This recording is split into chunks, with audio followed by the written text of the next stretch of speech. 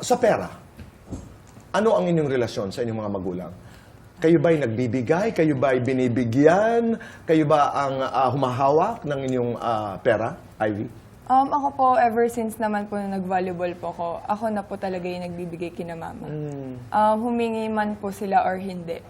Kusa po talaga na nagbibigay po. Kasi yun naman po talaga yung reason kung ba't po ako nag-volleyball. Tama. Di na ikaw? Gusto ko yung...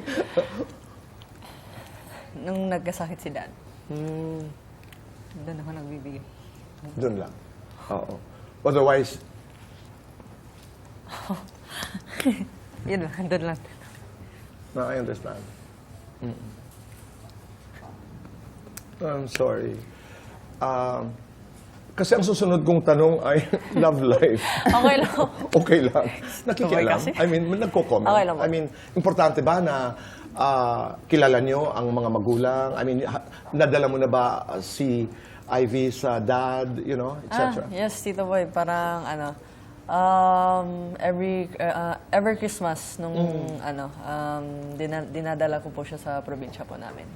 So, na-meet niya na yung family ko, even yung family ng mom ko po. Tsaka, nakapunta na rin siya sa bahay namin mismo. Ikaw, Ivy? Gaano kahalaga yung opinion ng pamilya?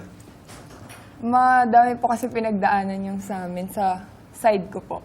Kasi before po yung mga naging past ko po is parang nakikita po ko lagi ni mama na sobra po akong nai-in-love. So parang ayaw na po niya ako ulit bumalik sa... So in the beginning, ayaw nila kay Dina? Opo. Ayaw nila kay Boss D?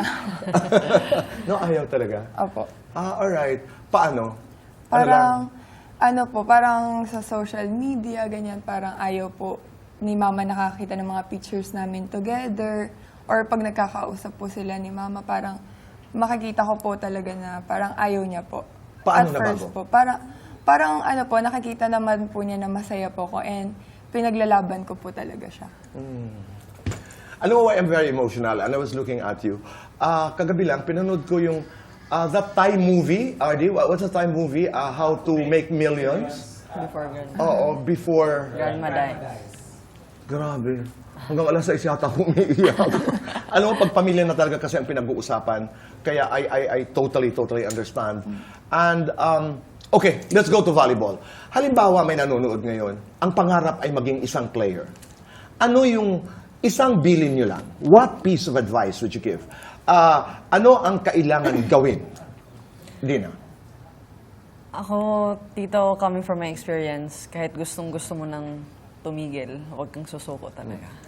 Ang iisipin mo yung long term, yung future na what can this do to you sa susunod na mga panahon. Kasi what you reap, you sow, di ba?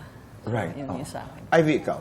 Ako po, lagi pong papasok sa isip ko na you need to, parang kailangan mo po siyang tanggapin na mag-fail ka po na mag-fail para mag-improve.